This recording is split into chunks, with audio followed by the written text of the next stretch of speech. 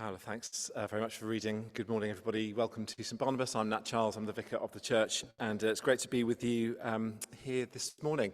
It's our practice each autumn to work through one of the Gospels in our sermon series, and we're currently in a multi-year sermon series in Mark's Gospel. Last autumn we worked through chapters 4 to 8. I reckon over the next few Sundays we'll get through chapters 9 and 10, and maybe by the end of next autumn we'll get all the way to the end of Mark's Gospel. Mark in 4 years or so. Not bad going, I think. Back in 2016, the thing that only ever happens in movies happened to a Mexican schoolgirl called Ruby Ibarra. A few weeks in advance of her 16th birthday and her coming of age party, apparently in Mexico that's quite a big deal, her father had posted a short video on social media explaining what was going to be happening through the course of the day, and finished with the words, "Everyone is cordially invited." You can guess what happened next, can't you? Although her mother explained that the invitation only really referred to people in the local area and local communities, the video went viral.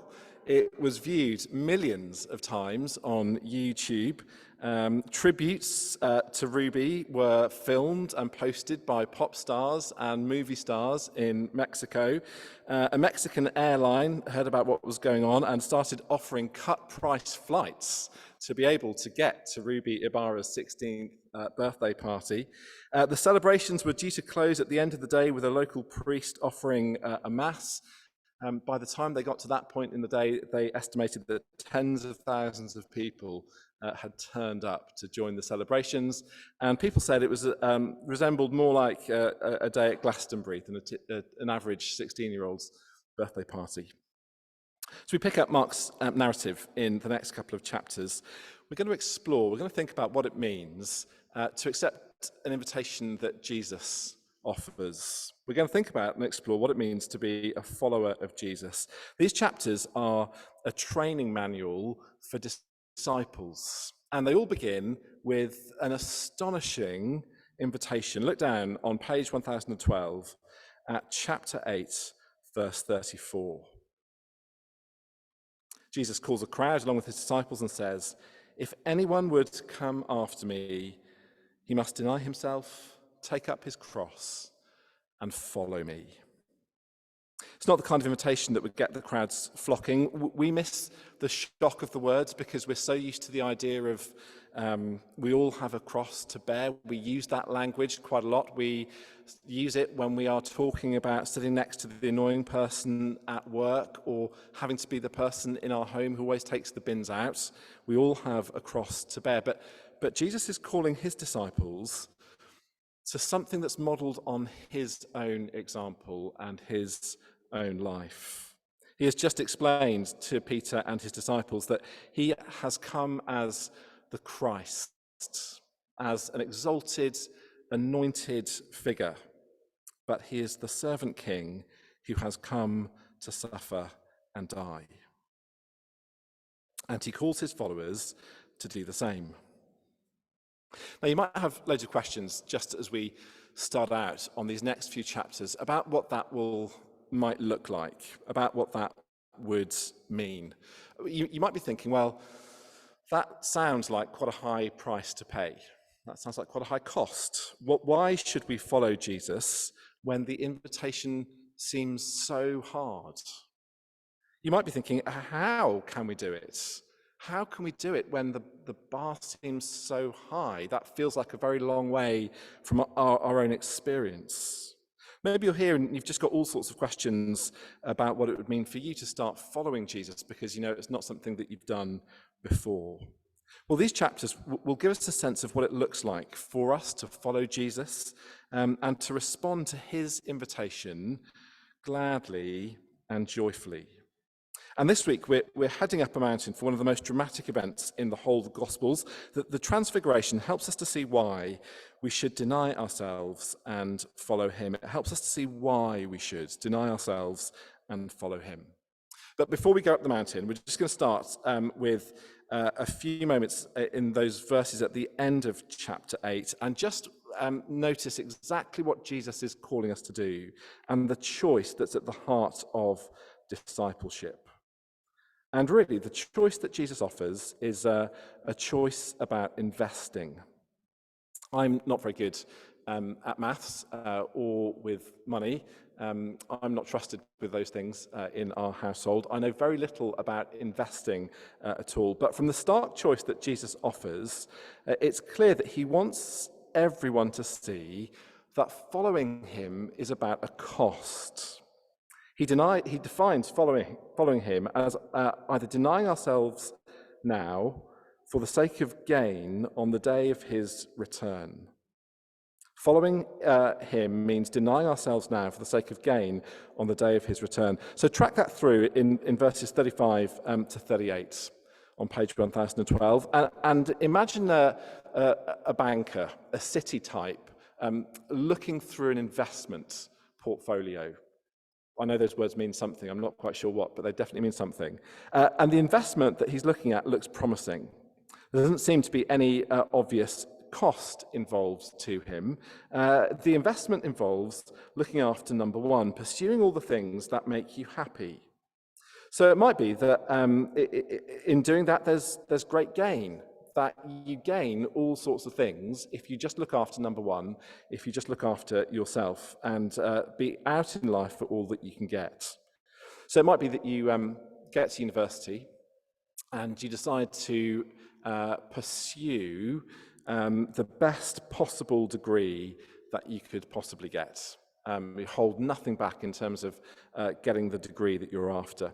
Because you know that when you leave university, you want to get a high profile or a powerful job. You want a job with a big salary. You want to wear the best clothes and drive a nice car.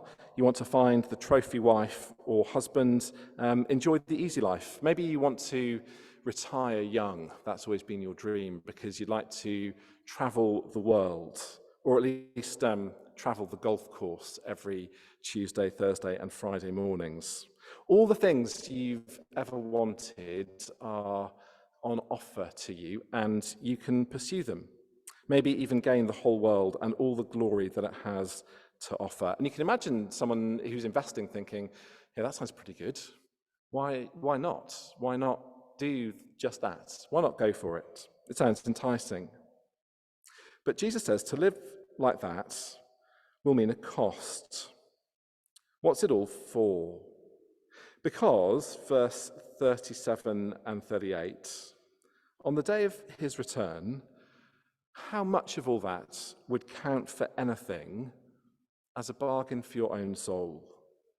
Or how much of it would be any good to exchange for your soul? Notice what Jesus is doing here in these words. Jesus says that we can choose to avoid the cost of taking up our cross today. We can do that. No one has to respond to his invitation.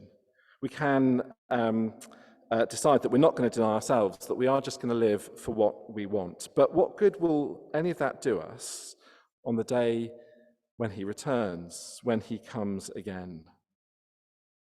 Do you see, the choice that Jesus offers isn't whether or not we will deny ourselves. He says that everyone's going to deny themselves.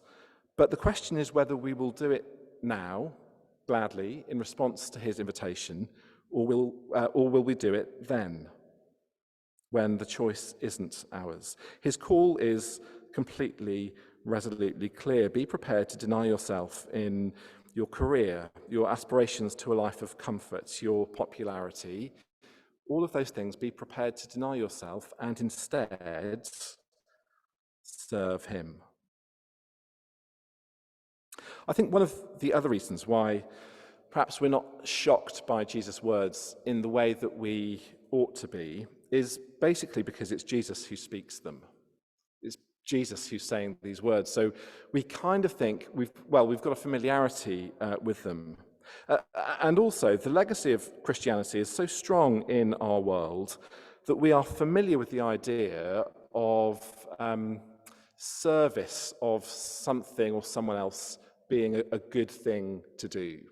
So we're familiar with the idea of ministers as servants. The word minister in the scriptures is basically the same word as a word for servants. In our country, we have cabinet ministers in the government. They could just as equally be called cabinet servants. That's the kind of idea of minister, or at least where the word comes from. We talk about politics as public service. We're kind of used to that language and to that idea that you don't serve yourself, you serve someone or something else, and that's a good thing to do. But do you see just how deep Jesus' call is here, the invitation that he's making? In his mind, following him doesn't just mean an extra helping of religiosity on the side of your usual Monday to Friday 9 to 5, or a plate of moralism to go with the rest of your life, just to make you feel better about things.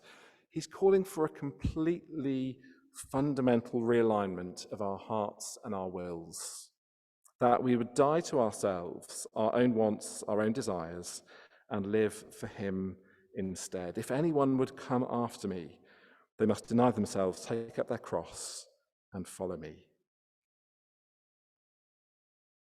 The choice that Jesus offers. But you might notice, of course, that making that choice depends entirely upon your view of the future and what's coming. It's obvious that the choice depends upon what we think the future will be. There's absolutely no point investing in the then if there isn't going to be a then.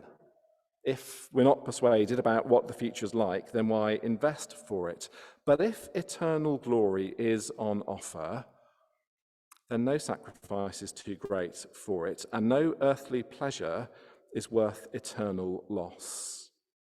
There's no comparison. But of course, we need to be persuaded about the then, about the day of Jesus' return. So at the start of chapter 9, we're taken up a mountain. Just this week, I read an interview with a theologian who also is a mountaineer.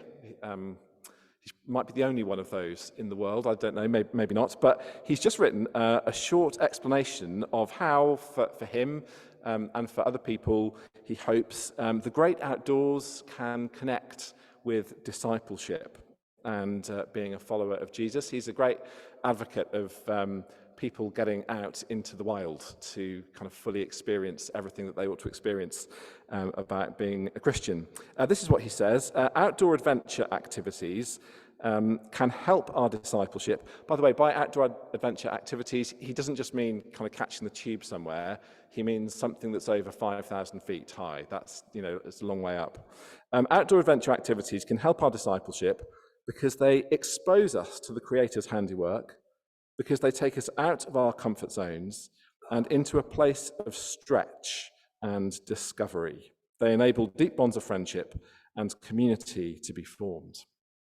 I read that as I was kind of thinking about Mark chapter 9, and it struck me that Peter and James and John go up a mountain and they get a whole lot more than what they bargained for. They don't just get an exposure to the Creator's handiwork, they get the Creator himself. They certainly are taken out of their comfort zones into what you could probably call a place of stretch and discovery. So they go up the mountain together with Jesus, and they are given a glimpse into the heavenly reality of who Jesus is. Have a look down at verses 3 and 4 of chapter 9, starting halfway through verse 2. There Jesus was transfigured before them.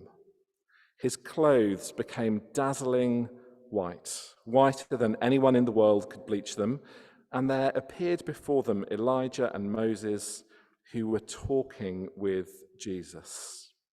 It's as if the veil is drawn back, and Peter and James and John see Jesus in his resurrection and heavenly glory. He's revealed to them like that. They see him in dazzling brightness, his clothing intensely white in such a way that almost just as you picture it in your mind, you almost want to shield your eyes because it's that bright and shining. To underline that the disciples are given a glimpse into heaven itself, Moses and Elijah appear and are speaking with Jesus. And notice the comment on Jesus' clothes in verse 3. They are as white, or whiter than anyone in the world could bleach them. We tend to read that and we kind of hear an advertising slogan as if this is about washing powder or that kind of thing. But what if Mark actually means that literally? Literally, no one in the world could get these clothes as white as Jesus because we are not looking at something that belongs to the world. That this is a glimpse into heaven itself. So it's completely understandable that Peter sees all of this and just starts burbling, which is what he does in verse 5. Can you imagine it? Verse 5, you're kind of up there, you see all this extraordinary scene, Jesus in his glory, Moses and Elijah, and Peter says, verse 5, Rabbi, it's good for us to be here. And you kind of think, what? Why? What exactly are you adding to this particular scene at the moment, Peter? And he says, we're going to put up 3 shelters for you. One for Moses, one for you, one for Moses, and one for Elijah. Mark very kindly, I think, in verse 6, records that comment. He had no idea what he was talking about. And you wouldn't, would you? Imagine that you saw it. What would you would do what Peter, we'll build you a shelter. Because I don't know what to say. But this episode will shape Peter hugely in significant ways. Years later, Peter will be writing a letter to Christians who are under pressure, Christians who face being marginalized or treated unfairly for being Christians. In other words, Christians who are taking up their cross and following Jesus. And when he writes his letter, we read it in our first reading, 2 Peter chapter 1, he reminds them that future glory is real and certain. And he does it by pointing them to the transfiguration. In that reading, he says, we were eyewitnesses of his majesty. When we went up that mountain, we were eyewitnesses of his majesty. He received honor and glory from God the Father. This is what the Transfiguration does. It gives us a real and certain surety, a sure certainty that future glory is real. It tells us that whatever cost we might face in paying to follow Jesus at the moment, it's worth it because of the future glory that is certain and real. That's what the Transfiguration shows us. And I hope that as we see that this morning, that's helpful to some of us. I know that some of us might be feeling at the moment that being a Christian involves cost in a very real kind of way.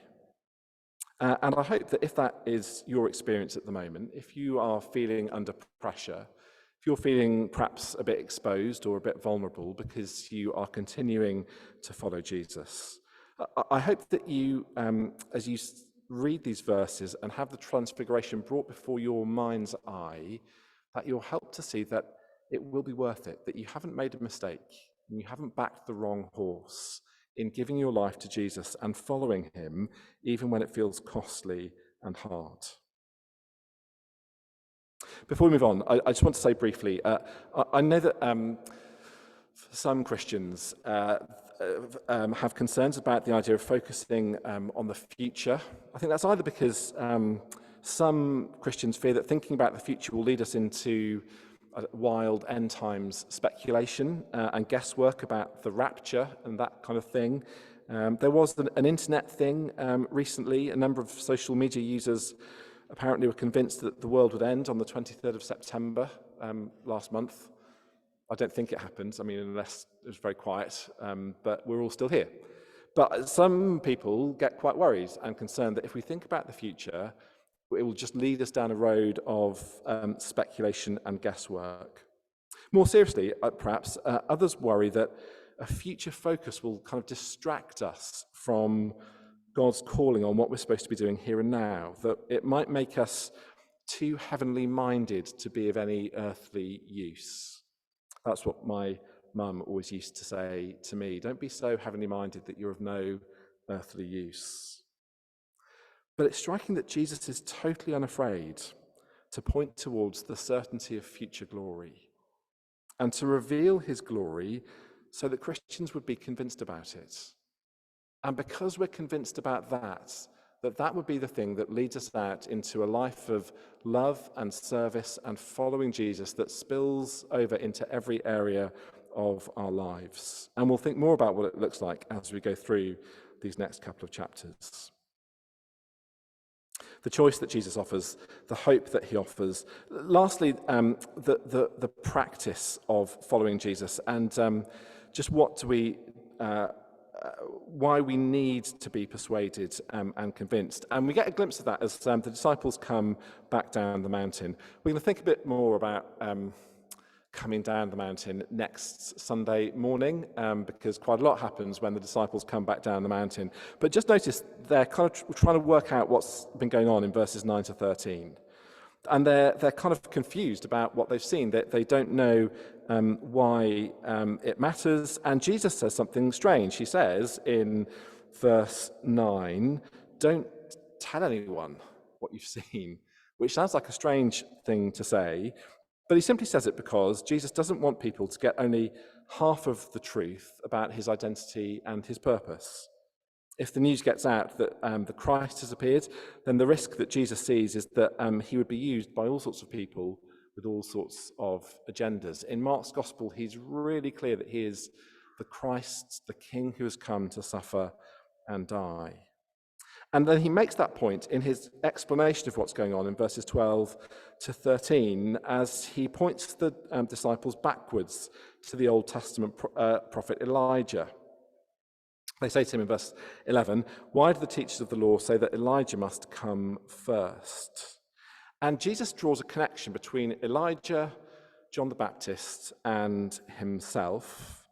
And the connection is all about the nature of their ministry and the suffering that they experienced. So he says, verse 12, Elijah does come first and restores all things. Why then is it written that the Son of Man must suffer much and be rejected? Well, I tell you, Elijah has come, and they have done to him everything they wished, just as it is written about him. So the point is simply this, that Elijah, the famous Old Testament prophet, suffered at the hands of an evil king Ahab and his wife Jezebel.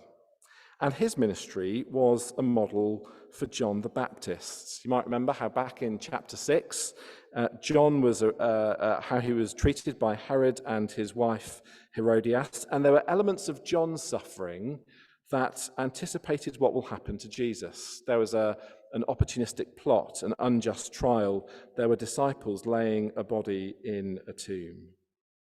Stand back from the detail, put all of that together, and what do you see?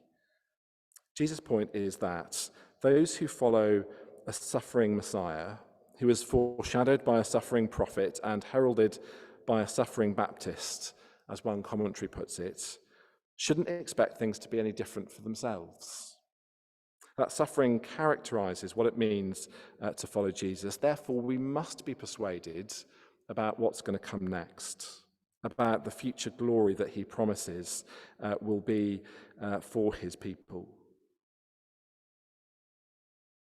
One commentator who understood, I think, Jesus' words really clearly was the German pastor and writer Dietrich Bonhoeffer. You might know he wrote, one of his most famous books is called The Cost of Discipleship. And it's quite small, it's quite dense, but Bonhoeffer, who suffered a great deal in his own life himself, really grasped what it means for us to follow Jesus in this way. And he wrote these famous words, which I'm sure you have already heard at least once before if you haven't read the book yourself. But Bonhoeffer wrote, when Christ calls a man, he bids him come and die. It may be a death like that of the first disciples who had to leave home and work to follow him, or it may be a death like Luther's, who had to leave the monastery and go out into the world. But it is the same death every time, death in Jesus Christ, the death of the old man at his call. It might be that even if it's not in kind of big, significant, life-changing ways, that just day to day, the small decisions in your life feel like a kind of death because you make them for the sake of following Jesus. That the small decisions that you're going to seek forgiveness for something, or you are going to work on your temper with your kids, or you are going to say no to a promotion because it will have significant implications for what you can do at church. It might be that those decisions feel like a kind of death to you as we make them and as we go through them. But the extraordinary promise that Jesus makes is that whoever wants to save their life will lose it. But whoever loses their life for me and for the gospel will save it. He is the God of resurrection. He is the God who brings life out of death. And united with Jesus in his death and resurrection, being given all things in him and in our union with him, there is no death too great that we can't be sure that life won't flow from it in God's economy and all that Jesus has done for us through his death and resurrection. The invitation that he makes, the hope that he offers, the practice of following him. Let's take a moment of quiet as I close, and then we'll pray together.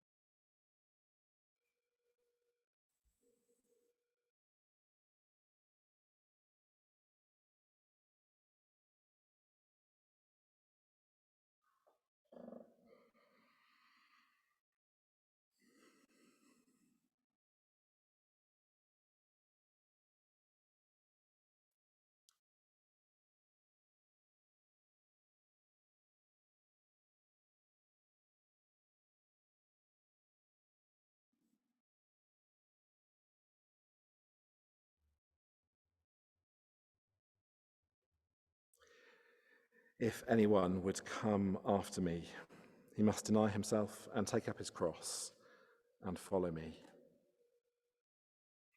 Heavenly Father, those are weighty words, and we don't want to downplay them or minimize them, but recognize the cost that there is in following you and being your people. We pray that you would fix in us such a sense of your glory and your goodness and your grace, the wonder of Jesus himself, the glory of his that is real and certain, that we would gladly pay that cost as we keep responding day by day to his invitation.